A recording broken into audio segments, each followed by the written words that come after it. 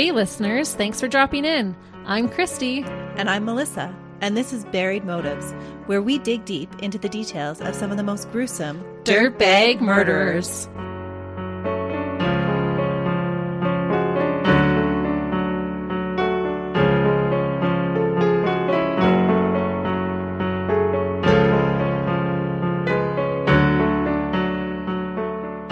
Hey listeners. Welcome back to Buried Motives. We are so excited that you're joining us today. It is spooky season. Woo-hoo-hoo. And if you've been with us for a while, you'll know that this is Christy's favorite time of the year. I love it. I am a spooky girl at heart, for sure. And I am not. But even though Melissa says she's not, she does come along for the ride, and I appreciate that about her. For every scary movie. It's true. Freaks me out every time. But I'll be the first one to admit, I do work myself up a little bit. Totally. It's never as bad as you think it's going to be. No, I'm just the biggest scaredy cat. I can concur. She is. I can work myself up even after listening to Christy's cases if we record too late at night. That's true. She's often scared to drive home by herself at night.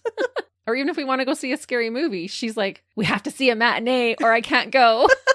That's because the craziest things always happen on my drive home. I am constantly seeing things. Like the last time that we recorded late at night, I saw that person sitting in my car. Do you remember?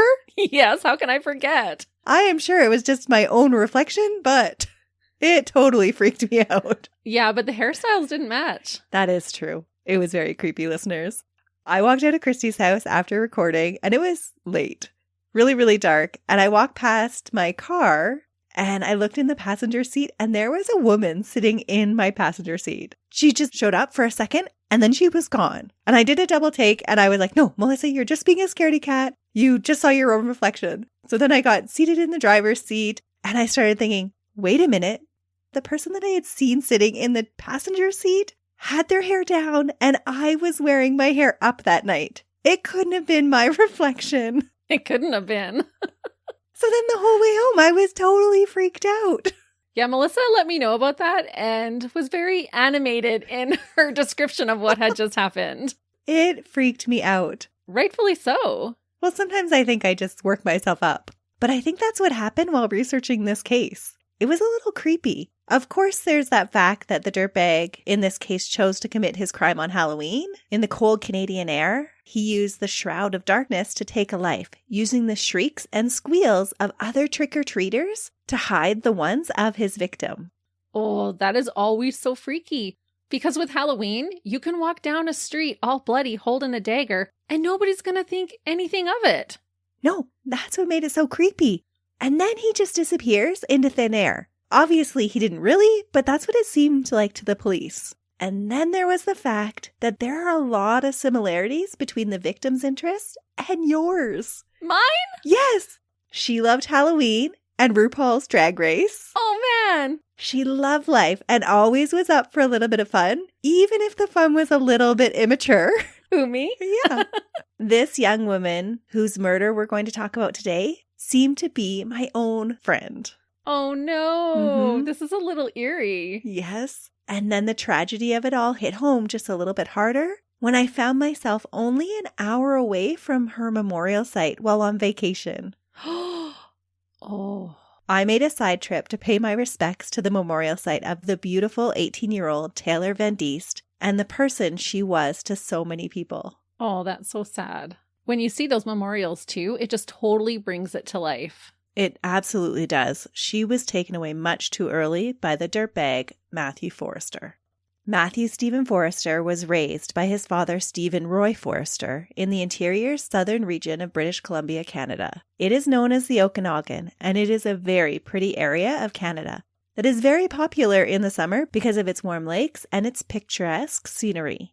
And its delicious fruit. In recent years, it has become very popular in the fall, though, for its wine tours. Oh. It's very pretty there in the fall. From the publicly accessible information available, there was little mention of Matt's mother. I believe she exited his life in his preschool or early elementary years because he does have a full sister that is 4 years younger than him. While I couldn't ascertain why his mom exited the picture, I think it is interesting in light of the rage that he shows against women in his later life. Ooh. There are some brief mentions of his mother in media outlets attending his trial, but they are very vague, and I think they could have easily been referring to his stepmom who was supportive of him at that time. Oh, yeah, that would make sense. And we do know by our research that often a killer will have an unusual relationship with his mother. Right. So that's why I found the lack of mention of her so interesting. Mm-hmm. Matthew and his sister Stephanie were raised by their father, which again I find interesting because he didn't provide the greatest example. Stephen struggled with his own addictions and propensity for breaking the law.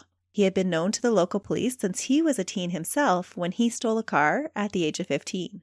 Throughout the years, Stephen would be convicted of numerous offenses like possession of drugs, restricted weapons, and escaping custody. Ooh. He worked at random jobs supporting his children until he eventually married Deborah Hanganger, and things seemed to turn around for him then. At least he stopped piling up his criminal offenses. They bought a home in Cherryville, BC, a small rural community in the North Okanagan, and Deborah stayed home with the kids. Cherryville, if its name doesn't already conjure up the image, was a quaint town of barely over 600 people in 2011. It was a place where everyone knew everyone. The town is among the foothills of the mountains surrounded by crystal blue lakes. Oh, gorgeous. Deborah had an older boy of her own, Michael. He was a little older than Matt and his sister, but from the reports I read, it seemed like they all got along and bonded well, especially the two boys. So much so that Mike, with the help of Stephanie, would be the ones to get Matt to later confess. There were some reports that said Michael was Matt's half-brother, and there were some reports that said stepbrother. I'm not 100% sure of the biological relationship there, or even if there was one, but it did appear like these two had a close relationship either way. So they were family, either way you cut it. That's right. Didn't really matter about their blood bonds. They were family. As a young child, it seems like Matt struggled and at the age of 14 started drinking. It soon escalated into smoking marijuana. As a teen, he had problems with impulse control and anger, which, with the combination of drugs and alcohol, is never a good mix. Matt developed an attitude of taking what he wanted, just like his father, when his father had stolen a car at his age. He did graduate from Charles Bloom Secondary School in Lumbee, BC in 2004, but it was pretty clear he was following in his father's footsteps, heading straight for disastrous outcomes. In the fall after graduating high school, with no real purpose, the now 18-year-old Matt decided that one of the things that he would like to pursue was one of his friend's older sisters. Ooh, that's a bold move. Mm-hmm. In true dirtbag fashion, though, he couldn't just ask her out on a date. That would give her the opportunity to say no to him. Matt had been fantasizing about this girl, but felt that he didn't have a chance with her. He would later say that he felt like, quote, things just wouldn't work out between them. Matt decides, with the help of some liquid courage, that the best course of action would be to sneak into her bedroom wearing a mask. What? Mm-hmm. That's not going to win her over, honey. That's what he thought. On October 19th, 2004, at around 8:30 a.m., Matt snuck into his friend's sister's bedroom wearing a mask and armed with a BB gun. He woke up the 19-year-old Callie Paul, banging her head against the bedroom wall, splitting it wide open. No! Mm-hmm. With her dazed and confused, Matt demands that she follow him. When they were out in the hallway, Callie fell to the floor, bleeding profusely from her head wound, and she demanded to know if Matt intended to use the gun that he was carrying to shoot her. He sinisterly told her no, he wanted her.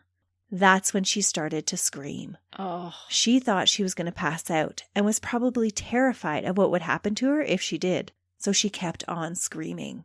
Her screams scared Matt, and he took off, fleeing back to his own house in the early morning light. Callie was confident that she knew who her attacker was, despite the mask that Matt had worn. Remember, in a small town of only 600 people, total in all age groups, you're going to be pretty familiar with the ones close to your age, especially if they're hanging out with your younger brother. Yeah, I'm sure she would have heard him speak many times. So she had no difficulty identifying him. And what a terrible first offense. That was really violent. Mm-hmm. Usually dirtbags have to work their way up to that. It's true. After Matt fled the house, Callie went straight to the police and reported the attack and identified Matt as her attacker. The Lumbee RCMP officers brought Matt in for questioning along with Stephen, who insisted on coming along with his son. And really, I'm not surprised. Oh, yeah. I think I would insist on going too. He's a minor. Mm-hmm. Even without the tumultuous relationship with authority that Stephen had, I think most parents would go just to be protective of their own child. Absolutely. But I don't think that protection, though, would extend to what Stephen does next. During the interview, he provides an alibi for Matt, saying that he was home at the time of the attack and that Stephen had saw Matt wake up in his house at 9 a.m. If you were to give Stephen the benefit of the doubt and say maybe he was tricked by Matt, that he didn't see him sneak back into the house and just saw him coming out of his bedroom, you would be sorely mistaken, because this is a sad pattern that will repeat itself. This dirtbag dad lied for his dirtbag son. Oh, and that is not helping him, because we know he's going to grow up to be even a bigger monster. Mm-hmm. With what police believe to be a solid alibi, they moved on to look at other suspects. Of course, they couldn't find any because Matt was their guy. Oh. The case remained unsolved, with Callie and her family living in terror, not even feeling safe in their own home. Especially knowing who your attacker is and seeing him just walk free. Mm-hmm. But the police said it couldn't be him because he had this alibi. I wonder how many parents would lie for their kids. While researching this case, I had that same question so many times. Yeah. Would you lie for your kid? No, I don't think so. No. Of course, it's impossible to say what you would do right in the moment, but I don't think I would. No, my first instinct isn't to either. I would want to know what's going on, because if my son just attacked a young girl viciously enough to crack her head open, I would want to get him some help and figure out what the heck is going on. That's what I thought too. What he goes on to do next is even more awful than letting Matt off the hook this time. Matt, with his get out of free jail card provided by his daddy's alibi, does not take this as an opportunity to get help for his growing addiction to control women for his own purposes. Instead, he fans the flames. Just 8 months later, he entered the Garden of Eden escort agency in Kelowna, BC on April 12, 2005. Kelowna is the closest big city to Cherryville. It's about an hour and a half away. Posing as a potential client, he encouraged the lone employee to give him a tour of the building. Once he had her upstairs in a secluded area, he grabbed her ponytail and forced her onto the ground. This time, he used a knife to subdue his victim and promised that he wouldn't hurt her if she performed oral sex on him. He ensures that she will by holding a knife to her throat. Oh, what a pig.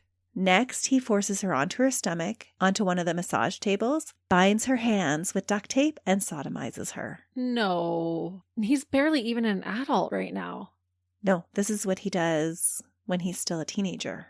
And isn't the whole point of this establishment to have those things done for you at a price? Well, it's called a escort service, but that's what it sounded like. Interesting. We're not saying one way or the other, but it might have been a place that finished with a happy ending. So he might have been able to just pay for that service. So obviously, he doesn't want to just pay for the services. He wants to inflict pain and suffering and terror over a woman. Exactly. It was all about the control for him. How terrible. It really is. When he was done, he fled the scene. This brave woman, whose name has been protected, fought her way free with the help of a woman who was working next door and went to the police and reported the rape. But again, despite collecting DNA evidence, the police were unable to make the connection between the attack and Matt. The attacker just disappeared. Matt moved out of his family home and settled in the slightly larger town of Lumbee, BC, about 20 minutes west of Cherryville and 25 minutes east of Vernon, nestled right in the middle of both of them. I find it hard to believe that there were not more women that Matt attacked and violated. Sexual predators rarely de-escalate or stop without any help. And I think it's clear from several of his statements made after the fact that he was spiraling out of control, especially when it came to his sexual fantasies. There are several times that he refers to being compelled to carry out fantasies in his mind, saying that, quote, "It's like another person took over me." I think there could be many other victims, but Matt would not be linked to any other crimes until the fateful Halloween night in 2011 when he met Taylor Van Diest in Armstrong. Oh. Armstrong is the town in Canada made famous for its cheese. I was just going to ask, Armstrong cheese. Yep. It is about 20 minutes north of Vernon. If you were to draw a map around this dirtbag's attacks, it would literally draw a circle around his home. A whole wheel of cheese. Yeah, a little elongated maybe, but he did not travel far to find his victims, which I think points to his impulsiveness. Yeah, and it's not that uncommon actually with predators. And I agree with you. I do not believe that these attacks were few and far between. No, I don't think they just stopped. He escalated so quickly from that first one to commit his second one only 8 months later, and it had already escalated in violence. Yeah. And so his next attack is going to be even worse. Taylor Van Diest was an 18-year-old that had just graduated from Pleasant Valley Secondary School. She seemed like the sweetest, good-hearted girl. Halloween was her absolute favorite holiday. Although she was 18 and recognized that she was what most people would think too old to go trick-or-treating, she couldn't help herself and talked a few of her friends into coming out with her. Oh, I love that. She actually polled on her social media, am I too old to go out? She had this big moral dilemma over it. To that I say no. Yeah. Any teenager that is going to go out trick-or-treating on Halloween, I say bring them on. You can come to my house. I will give you a chocolate bar. No, she won't. She gives whole 2-liter bottles of pop. That's true sometimes. Her boyfriend Colton and her twin sister Christy were not ones, though, that she could convince to go out with her. But she did have 2 other friends, Zoe and Clay, that agreed to go with her. Good for them. It was one last trick-or-treating before they all moved on and continued on with their adult lives. It was the first time, though, that Taylor and her sister had ever spent Halloween apart. Oh, that's so sad because we know she's going to get murdered that Halloween, the first year they don't go together. It is so sad. Twins always have that special bond with each other. And you're telling me that her twin sister's name is Christy and she's so much like me? Yes, there were so many things that made this case hit so close to home that it was creepy. Taylor polled social media for opinions on her costume choices. She had narrowed it down to a woodland fairy or a zombie, but she was having troubles deciding.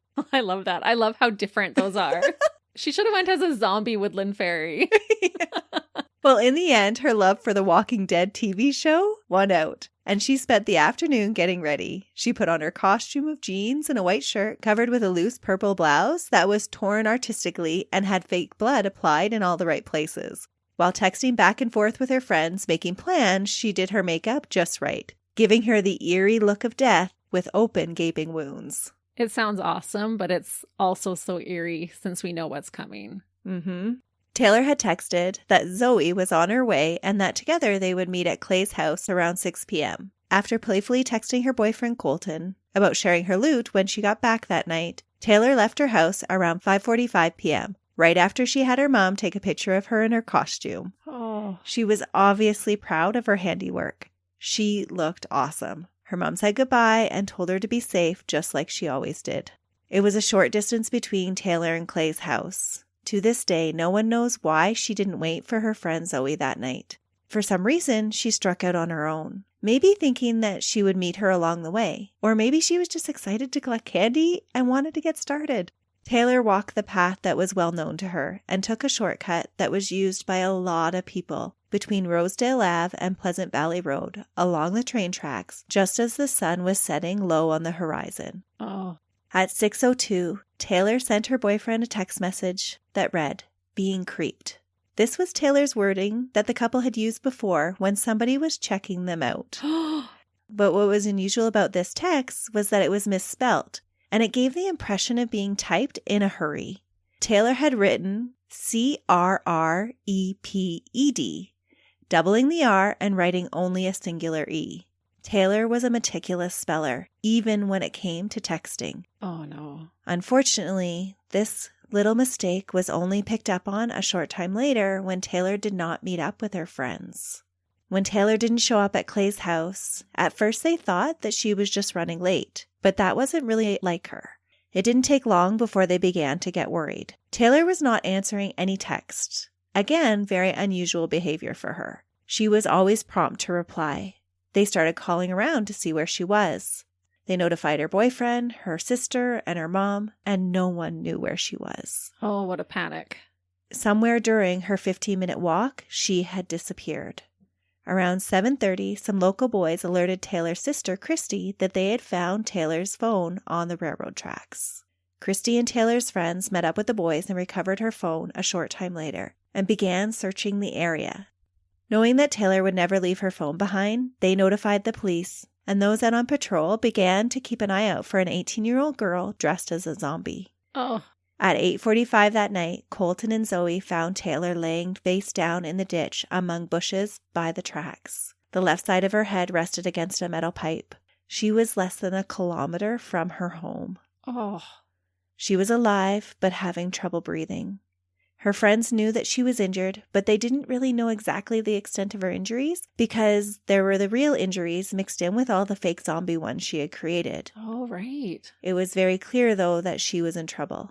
Taylor's mom, Marie, who had been called, raced to the scene, arriving around the same time as the first officer, and flagged him down into the area where her daughter was lying, struggling to breathe, unconscious. Her friends and the officer laid their coats over Taylor in an effort to keep her warm and protected as her mom grabbed hold of her, telling her over and over again, just fight it, you can make it, you're going to make it, you're going to survive. That is heartbreaking. It is. I cannot imagine, as a mother, having to go through that. Oh, I literally have goosebumps right now. Just watching the scene would contribute to PTSD for the officer. Wow.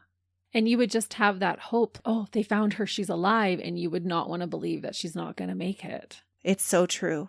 Emergency personnel arrived on the scene around 9 p.m. and rushed Taylor to the local hospital, where she was soon transferred to the bigger hospital in Kelowna because of the extent of her injuries. The doctors treating her pick up on the fact that this isn't just an accident, and a trained sexual assault nurse is called to collect evidence, even though there are no signs of sexual assault. Taylor died later in the early morning hours of November 1st. Her injuries were just catastrophic. The autopsy revealed that Taylor had numerous injuries. She had a facial laceration around her right eye, a laceration and abrasions of her lower lip, and bruising inside of her mouth from the blows that she had received. There were scratches and bruising on her shoulder and defensive wounds on both hands, including 2 broken fingers. Oh. 6 5-centimeter long irregular lacerations to the back of her scalp had resulted in a skull fracture. Each of these blows had been delivered by an elongated, heavy object, and based on their orientation, it was assumed that they were all delivered from the same position. The pathologists believed that any one of these blows would have knocked her unconscious, and the combination of all 6 were unsurvivable. Pieces of the fractured skull had broken into several fragments, entering her brain and causing it to bleed from several areas. There were also ligature marks found around Taylor's neck. This is what the doctors had noticed while trying to save her life, and why the sexual assault nurse had been called in. The marks indicated that a smooth cord or a similar object had been tightened around Taylor's neck enough to cut off the blood flow and cause her to lose consciousness. It was evident that Taylor had been conscious, though, when her attacker had applied the ligature to strangle her. There were scratch marks along the ligature marks. These samples that the nurse collected from under Taylor's fingernails would be Taylor's voice in catching the dirtbag mat. So her own skin and DNA was under her nails? Mm-hmm. She was clawing at her own neck. Oh my gosh. As police investigate the crime scene, they find blood splatter on the ground and trees at the site, but have very little else to go on. One newly deposited vodka bottle was found along the tracks, but when tested, it revealed no DNA. This same bottle would be the source of a lot of talk, though, as the officer first on the scene was accused of being the one to throw it away. What? And he was later dismissed from his post. He would deny the accusation and later file a lawsuit against the RCMP on how they handled the whole situation, but there was a lot of talk about this vodka bottle. What officer is going to get out of his vehicle to a crime scene and be like, oh yeah, I got to chuck this vodka bottle off of me? Well, when they were all laying their coats down on Taylor, he emptied his pockets, and Zoe said that she saw him throw a bottle out of his coat. Oh. So there was a lot of talk about how he had contaminated the scene and had he been drinking on the job, and he outright denied all the accusations, but he was dismissed, and he did lose his later lawsuit against the RCMP.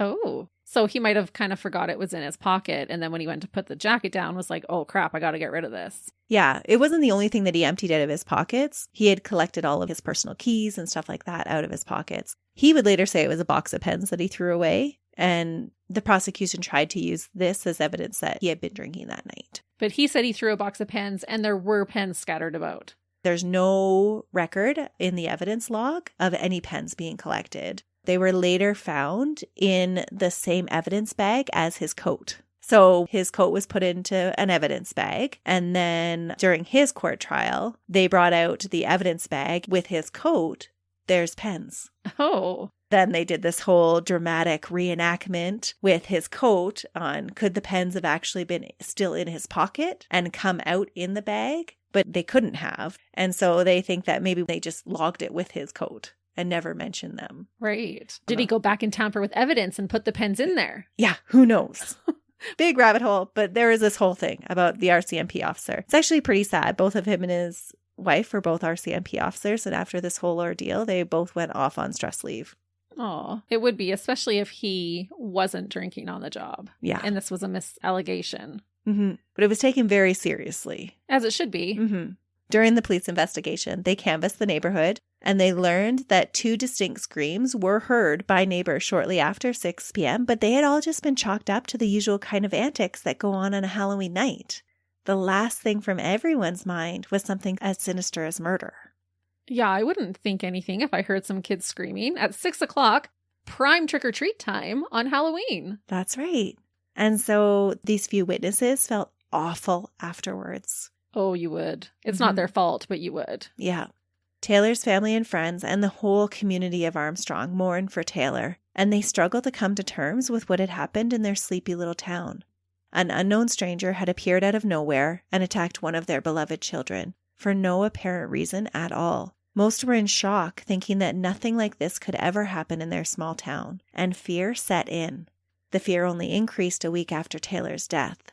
When there appeared like there was no leads to follow, a letter was received by the police from someone claiming to be the killer and threatening further violence against women. What? It's a bizarre thing that happened in this case. Was it Matt, or was this just someone wanting to claim it? Well, police weren't able to authenticate the letter because it lacked any specific details about Taylor's murder. But to be on the safe side, they did issue warnings to the people of Armstrong to be extra careful. If the letter was from Matt, or the killer as they knew him, who knew when he would strike again? If it was from some other sick individual seeking attention, then there were 2 deranged people wandering the streets.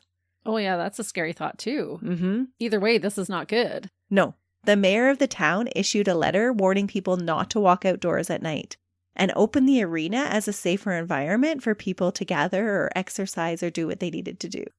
Wow. They took it very seriously. Good for them. They had these huge projects to improve lighting around town, but all of this did little to subdue the fears of the townspeople who were convinced that they had a killer walking among them. 3 weeks after the murder, police got their first big break in the case that would eventually point them towards Matt. The DNA that was collected from under Taylor's fingernails was a mix of hers and the killer's. She had been able to scratch Matt as he attacked her. Good. Police now had something to work with. And I know you said that there was a rape kit performed. What was the result of that? Like, I know there was no outwardly visible indication that she had been raped, but had she been? No, there was no signs of rape at all. That's odd, too, for him to go from being sexually motivated to then not. I mean, it's good that he didn't, but that's surprising. Well, I wouldn't quite say he wasn't sexually motivated. He just didn't have the opportunity. When they ran the DNA through the data bank, it didn't hit on any known individual, but it did hit on the DNA that had been collected from the Kelowna woman that Matt had attacked in 2005. This heightened the fear even more because they knew now that they had a repeat offender on their hands that was escalating.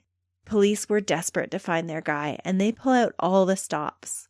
And I have to say, the police work in this case is pretty amazing. They hit the ground running, and they just did not stop.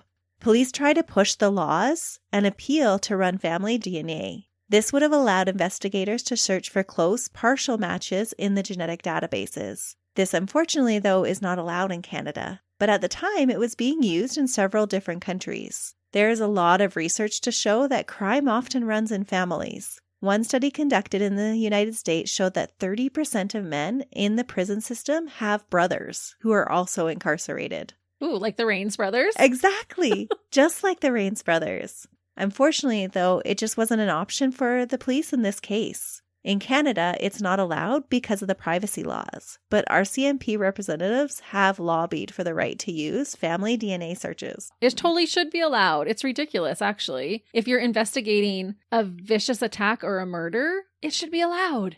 Mm-hmm. It's so crazy to me that it's not. And I have a hard time when we protect the privacy of these dirtbags. Right. And even for me, if I found out that it was a relative of mine, I'm not worried about me. I'm wanting this person to be caught. Mm-hmm. So police connect with Matt's previous victim, and they have her work with a sketch artist to draw a picture of her attacker, and then they post it everywhere. On November 23rd, 2011, police released the sketch to the public, alerting the media that this is a sketch of what the killer looked like 5 years ago. Because the attacks were within a relatively close proximity to each other, over the 5-year span, they believe that the murderer is a resident of the Okanagan Valley. The sketch they release is of a man that is described as a white man with darker skin tone between 25 and 26 years old. Police say that the suspect has brown eyes, short dark hair, and is between 5'8" and 5'10" with a stocky build. He also has large, distinct sideburns and thick eyebrows. Ooh. They also give the public specific things to look for in the behaviors that might help identify the killer. They appeal to the public, telling them that someone somewhere knows something or has seen something that has made them suspicious, and they plead for them to come forward. The officer notes that the man responsible for killing Taylor might have come home after Halloween with scratches on his face and neck, and that they might have been experiencing social or financial problems leading up to the murder, and police say that he might have acted strange or withdrawn from normal life afterwards. So they don't just shove this picture up on the TV screen and say, has anybody seen this person? They give very specific behavioral characteristics for people to look for. Like, did he act like this after? Maybe he was acting like this before. Well, even just mentioning the scratches, because maybe to you, a drawn photograph may not ring a bell, but when you're like, oh, wait, I know this guy and he had scratches on his face and his arms. And I guess he could kind of look like that composite sketch. Right. They're just making sure that people have multiple different areas to draw connections to. Police set up a tip line, and these can often cause a lot of extra work that results in very little information. But the people of the Okanagan stepped up in their fear to try and bring this dirtbag to justice. The dedicated police officers waded through over 1,000 tips that were received and sift out 60 tips that are all about one man. One name keeps coming up again and again. Matt Foerster. They are able to pull his cell phone records and show him in Armstrong at the time that Taylor was attacked. And they begin to question his family, friends, landlord, and former employers about his whereabouts. His landlord comes forward to tell police that he left his apartment in Lumbee quickly and very suspiciously right after Halloween. He had asked for his deposit back, but when he was told it would take a few days, he just left without it. Despite their strong suspicion that they have the right guy, police can't pinpoint where Matt is. By January 2012, investigators are focusing primarily on Matt and suspect that he has had some help to disappear. He ran to Daddy for help? Yeah, good old Dad. When Matt had gone to his father after killing Taylor, Stephen, instead of encouraging his son to confess, helped him escape. Oh, what a dirtbag too. Mm-hmm. Matt fled the province while Stephen lied and told people and the police that Matt had received a job offer to go work up north in the oil fields. The job promised to be a great opportunity for Matt, but the catch was that he had to leave immediately or else he would lose it. That's the story that Stephen told everyone to explain why Matt had left suddenly in early November. And honestly, in Canada, that could happen. Mm-hmm. People do leave quickly for jobs, especially in the oil patch. But not so much that you just flee your house and leave everything. No, it's true. And usually it's not permanent. Usually you still keep your residence because you're coming back. That's right. Stephen gave Matt money to flee and paid $500 to a friend's nephew that was in need of some quick cash to borrow his identification. Stephen gave Matt Lee Shawcross's BCAA card, driver's license, an old bank card, and his social insurance number written down on a piece of paper. He even gave him stuffer receipts for the wallet to be able to lie about his movements and have fake things like, see, I was here at this store at this time. Oh, how badly did this guy need $500? That's not a lot of money to sell your identity and your soul. You think this is on the up and up, that they're not going to do something shady with it? Oh, no, I'm pretty sure he knew that it was something shady. Wow. And his dad knows that he murdered Taylor. Yeah, he knows. Oh. Along with all that, he gave him a disposable cell phone to contact him in a way that couldn't be traced and laid out what Matt should do to get away with murder. Stephen stayed behind and arranged to clean up his son's apartment and store his belongings. In the 5 months after the murder, Matt began a whole new life in Ontario with the help of his dirtbag dad. That's despicable. It really is. How far would you go to protect your child? No, I would never. If I had a son and I knew that he had murdered a woman, I'm turning him in. I'm sorry. Because even as a parent, I would feel such guilt that my son had murdered someone in the first place, let alone if I helped him get away and then to find out later that he murders more. Yeah. It's crazy to me that people have that question even in their minds. Sometimes that instinct to protect goes into overdrive. Oh, I'm the biggest mama bear around, but when it comes down to something like murder, I don't know. I can say it, I guess, but until you're put in that situation, you never really know how you're going to respond. Right. If it was a petty crime, maybe I would help them. But you got to cross a line somewhere. All right, girls, you know to go to your dad if you do something really bad. Police were highly suspicious of Stephen's story about Matt working up north because there was no evidence of that. They suspect that Stephen was helping hide his son, so they applied for a warrant to secretly put surveillance on him and tap the pay-as-you-go phone that they had seen him with. Oh, good. In late March of 2012, they were able to intercept 3 calls that would give them Matt's location. On March 25th, police listened as Matt tells his dad about using his advice to switch the numbers around on the social insurance number at his new job in a glass factory in Collingridge, Ontario. Stephen tells Matt that the cops are interviewing the family and that he is arranging for new paperwork, and he advises Matt that he should drop the Shawcross identity soon, but that police, quote, don't know where you are at. Wow. The next day, the two talk again and discuss the price to pay for the new identity, and Matt promises to pay his dad back. During this call, it is clear that neither suspect that their conversation is being recorded. Oh. And so the police just continue to listen in on their conversations to see if they can get them to say more incriminating things, because they're not fearful of them running because they're saying, oh, don't worry, they're not on to us. Oh, this is brilliant. Mm-hmm. The third call intercepted was on April 3rd. In it, Matt tells his dad that he had to get a new job as a painter because the manager at the glass factory noticed something wrong with the social insurance number that he was using. Stephen fills Matt in on the investigation heating up around their family. He tells Matt that he removed a tracking device from his mother's car and that he had to remove it so that they couldn't be traced. He also tells him that Lee has been talking about Matt using his identity. Who is this Lee guy? Like, well, I'm going to give them my identity for $500, but then I'm going to talk about it and complain. He's going to let everybody know that it's not me. I just let someone use all my stuff. That makes you an accomplice, no? You're helping a known fugitive. It might have been had he known what they were going to use his identity for. But if you don't ask questions. Yeah, but anyone who needs your identity is not on the up and up. No, it's true. But I don't think that he knew that Matt had committed murder. No, but I'm sure he could have assumed that he had committed a crime. It's true. Stephen said that they should get rid of the cell phones, but then he backtracked in the conversation, saying that if the police knew where Matt was, they'd already be there. Matt asked for his dad's house number, and Stephen said, quote, the last thing you want to do is call that phone at the house. Believe me, it's hotter than a firecracker. Oh. So this phone call is the first indication that the police have that Stephen knows that he's being listened to. Right, because the tracker on the car and the phone. Mm-hmm. Police file for an arrest warrant, and both Matt and his dad on April 4th are taken into custody. Stephen, at the age of 58, was arrested at his home in Cherryville and was charged with obstruction of justice and accessory after the fact. While in custody, he admits to helping Matt. He even says that he knows it was wrong to hide him to an undercover police officer.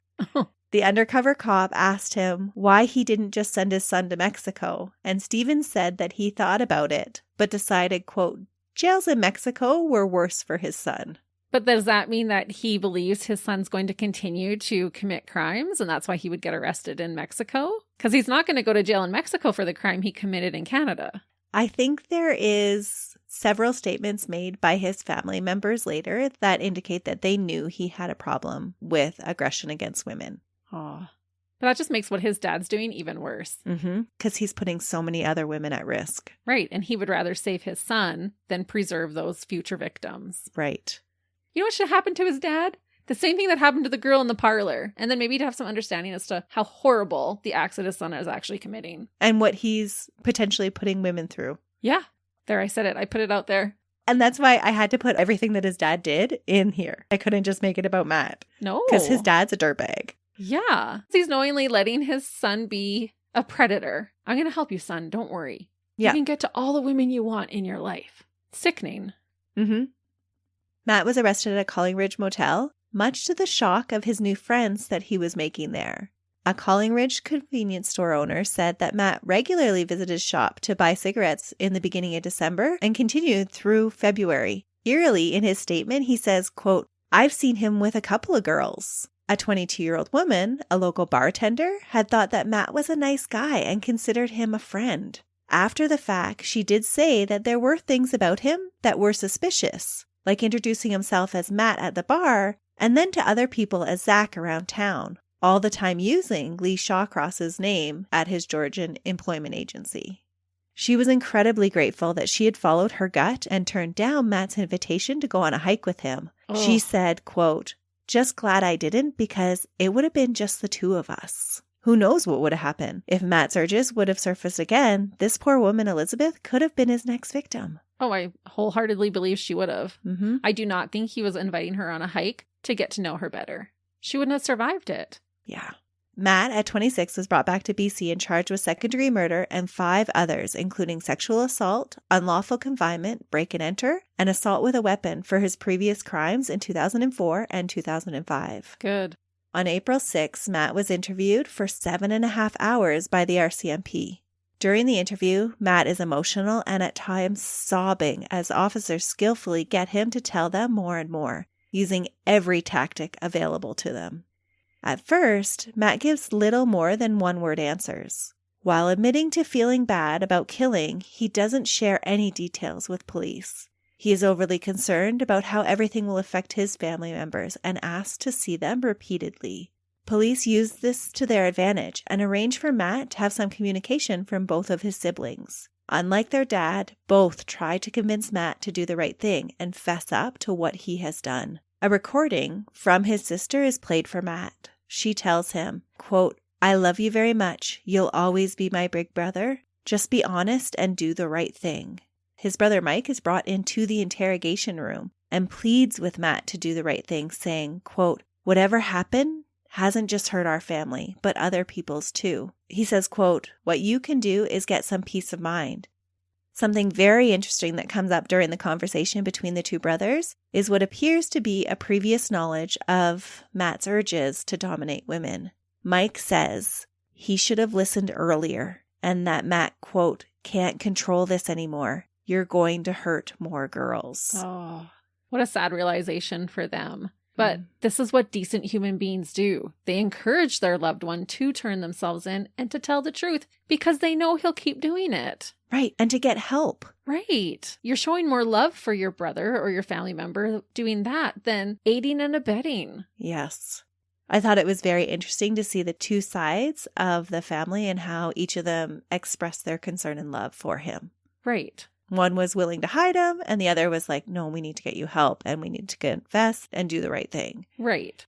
After talking with his brother, Matt begins to open up more and more about what occurred on Halloween night. The sergeant asks Matt, "Am I right to say you're going for sex?" And Matt replies, "Yeah, it just got out of hand." Matt's version of events taken from this interview and later interactions with his lawyer was that he was on a binge that day. He had been for a while. From the time of his sexual assault in Kelowna, he had upped his drug addictions, adding mushrooms, ecstasy, and crack. Yikes. That summer, he had started to use drugs more and more after he had lost his job.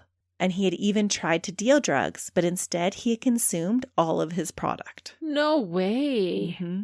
On October 31st, 2011, he had began drinking vodka, smoking pot, and doing mushrooms earlier in the day. He traveled from Enderby to Armstrong in the late afternoon and decided that he should park his truck in the town because he wasn't safe enough to drive. He decided to walk around town to sober up.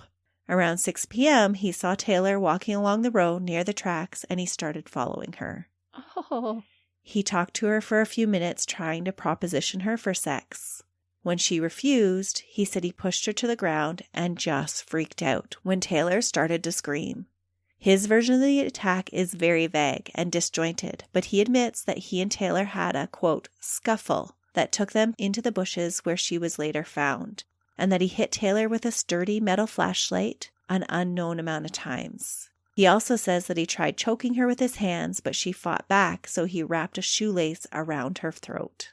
Oh my goodness. When she became unconscious, he fled, and later that night he dumped the flashlight, his coat, and the shoelace in a dumpster in Vernon on his way back home.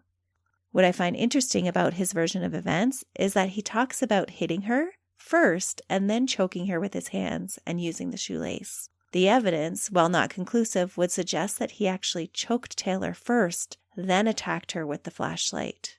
And interestingly, the pathologist found no signs of bruising that would have been caused by him using his hands, and all the flashlight blows were delivered from the same position.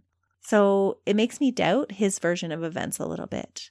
Right, because she would have been still in order for him to be able to hit her in the same spot repeatedly. She couldn't have been moving. Right, she would have already been unconscious by that time. Yeah, that makes more sense. Mm-hmm. And where the heck did this shoelace come from? I doubt he took the time to bend down and take the shoelace out of his shoe, which to me means he probably already had that in his pocket to be able to use to subdue a woman.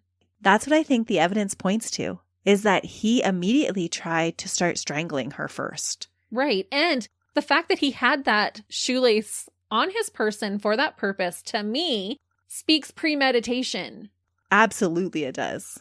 Wait till you hear what he does with his trials. Oh, I'm already riled, Melissa. I don't know if I can take this. Whatever way it happened, though, my heart just breaks for the terror that Taylor lived through. That's a horrible last few minutes of your life. It's just so sad. And when you see her pictures in the memorial, it's heartbreaking. During his interview on April 6th, Matt makes several remorseful comments saying, quote, "I was scared when I realized what I had done. I shouldn't have been there. I just meant to keep her quiet.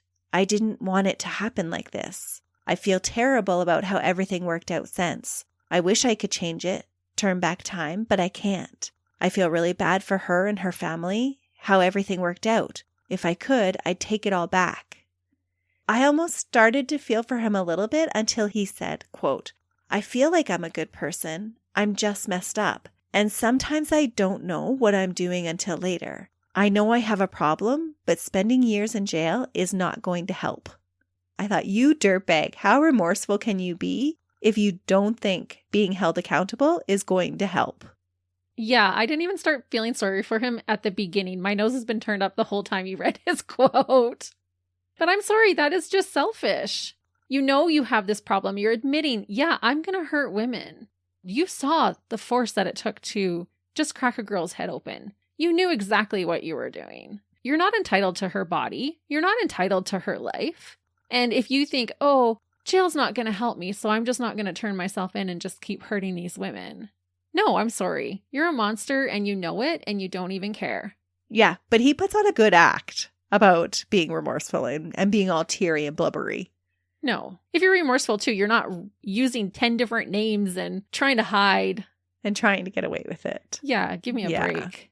After the interview, in light of the new information that the police gained during it, the murder charge against Matt was upgraded to first-degree murder. Good. Because he was in the process of trying to get sex from her. Matt's Ford F-150 truck was taken in for processing, and Taylor's blood was found on it on April 11, 2012, giving police further evidence against him. As trial dates began, the people of Cherryville were shocked, and some were even defensive of two of their own. Most of the animosity, though, was towards the media and how they lumped the rest of the family in with the father-son dirtbag duo. Yeah, that's not okay, because the other ones were being decent about it. Mm-hmm. Stephen was granted bail, but was unable to raise the funds for it. When he finally appeared before court on May 7, 2014, he pled guilty to his charges, saying, quote, "I plead guilty so that they don't have to face a trial because they've suffered more than anyone should." Yeah, you're right. Mm-hmm. They have. Marie, Taylor's mother, said that it was a, quote, pathetic attempt at an apology, and said she felt the only reason why he pled guilty was because he couldn't afford the trial. Yeah, I'm not buying anything he's saying. I'm right with her. I think Marie would have been your kind of girl. Matt's case went to trial for the first time in March of 2014. The prosecution made a believable argument for the first-degree murder charge, even though the defense argued that Taylor had hit her head on the pipe on the ground when she and Matt scuffled after he had asked her for consensual sex. Yeah, you're not scuffling when it's consensual. No. Consensual is like, hey, you want to hook up? No. Okay, see ya, bye. Yeah. Not, oh, I'm going to scuffle with you and make you fall and hit your head. This defense team's arguments were maddening. Ugh. The jury of 8 men and 4 women saw right through them. And Matt Foerster was found guilty of first-degree murder and sentenced to life without the possibility of parole for 25 years. Outside the courtroom, Maurice said, quote, "Nothing will bring my daughter back, but at least justice was done. At least now no other girl will meet the same fate that she met. We're just happy that this animal will be off the streets for a very long time." Wow, good for her. But wait, you said first trial. Please tell me he stays in prison and is not walking around in our country. I did say first trial. On appeal, the defense successfully argued that the judge had made 2 errors while instructing the jury that could have changed the outcome of the case. So Matt was granted the right to a second trial 3 years later. Melissa, honestly, this is going to be a flip the table moment again if you tell me he's out. Well, luckily he's not walking free, but shortly before the trial was to begin, in the spring of 2018, Matt, at the age of 32, made a deal to plead guilty to second-degree murder and forego the trial. The lesser charge that was agreed upon allowed Matt to claim that he knew his actions would kill Taylor, but he hadn't planned it in advance, and that he didn't fatally injure her while trying to sexually assault her, the element needed to prove the first-degree conviction. And I'm not sure how I feel about this, given his history and the fact that he admitted that he was after sex. It's bogus. Mm-hmm. That's how I feel. Yeah. I think he should have got first degree. Absolutely. During his sentencing, he was unable to meet anybody's eyes as he read from a piece of paper, quote, "I'm so sorry that I have taken your loved one away from you. There isn't a day that goes by that I don't feel regret. I hope that in time you will be able to move on with your lives and one day find peace." Again, Marie spoke out against the emptiness of the apology and pointed out that Matt hadn't even said Taylor's name.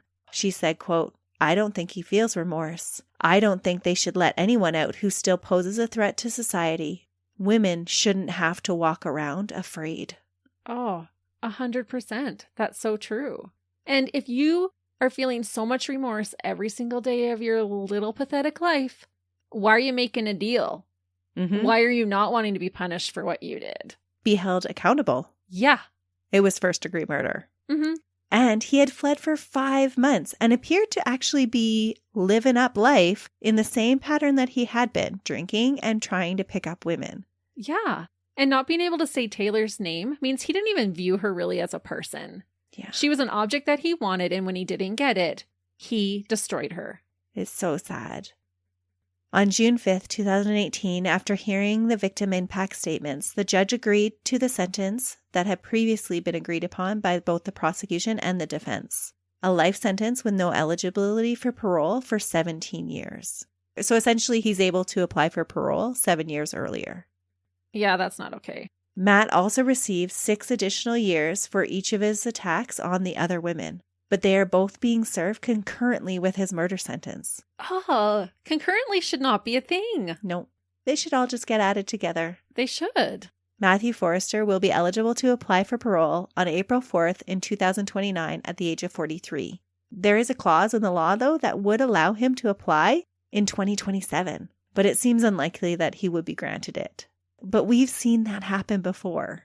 Melissa, that's too soon. Mm-hmm. That is coming up around the corner, really. Yes. During his time so far in prison, he has been described as a... Dirtbag? No. Model prisoner. No. Oh, you know I hate that. Yes. Oh, I hate it. I hate it. No, you're not. You're not a model prisoner. You're not. You're a rapist and a murderer. Yep.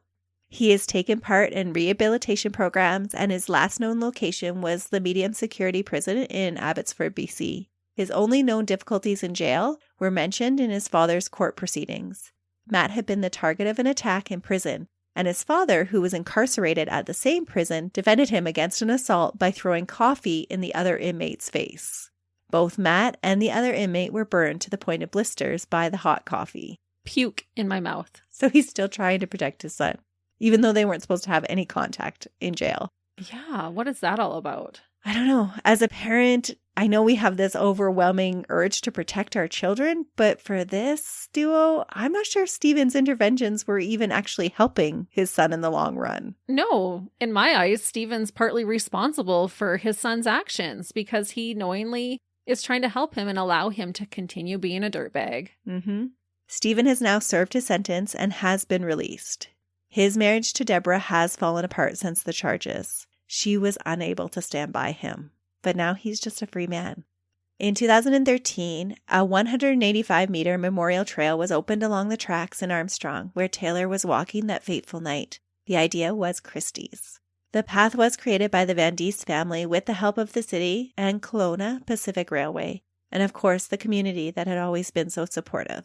Lighting along the trail was a priority. The trail is adorned with figurines, and at the halfway point there's a gazebo with benches and a collage of Taylor. It is a beautiful spot. Oh. And that is the case of the sniveling little boy of a man, the perverted dirtbag, Matthew Foerster, and his meddling criminal father.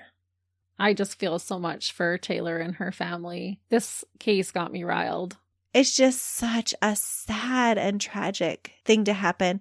And especially when there's those elements that people knew about his behavior ahead of time and it maybe could have been prevented, just makes it that much sadder. Yeah, if his dad hadn't covered for him with that very first attack, maybe his life would have turned out a whole lot differently and Taylor might still be alive.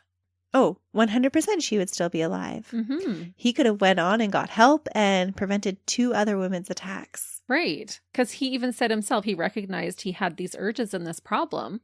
So maybe he could have gotten some help for it. Mm-hmm. And his dad holding him accountable would have made him know that being held accountable is a good thing. Right. And that this really isn't okay to be doing. Yeah. And it's so heartbreaking because Taylor was doing such an innocent thing. She hadn't put herself in a risky situation. Not that a victim should ever be blamed for doing that, but it was such a childlike, fun thing that she was wanting to participate in. It was such a pure event. And she was met with a true nightmare. He just stole all of the innocence away from the whole town. He really did. But that's what dirtbags do. And when we talk about dirtbags like this, it just proves to me that monsters are real. So watch out this week as you celebrate Halloween. Yes, please be safe. Have lots of fun. Eat lots of chocolate bars. And we will be back with you next week when I have another case for you. Until then. See ya. Bye.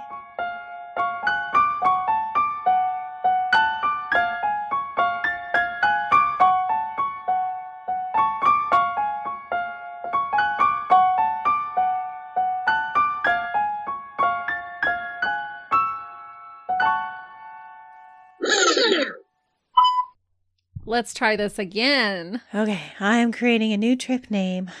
Yeah. Nashville. Melissa and Christy do Nashville. It's coming soon. I see things that just aren't there all the time. Oh, maybe that says I'm crazy. Oh, yeah. Using the shrieks and skeels? Skills? I just need a whole reset right now. What can I throw at you? You're getting all worked up about the lady in your car. That's because my heart is like pounding again, just rethinking about it. Cool. Oh, rethinking about it. Remembering. Same thing. I said to Melissa, I wonder if that was a woman whose case we need to cover. Oh. Because a few days later, I saw a boy laying on my couch.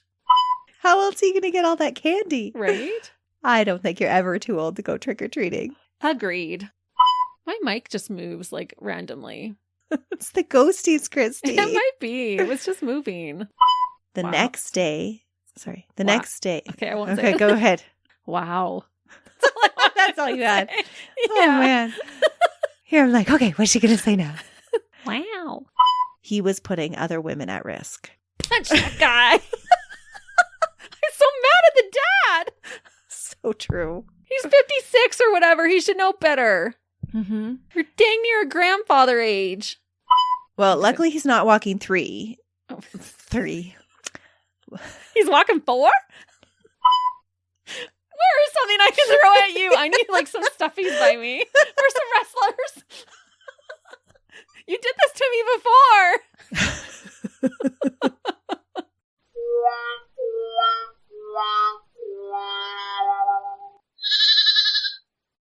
Another Sound Off Media Company podcast.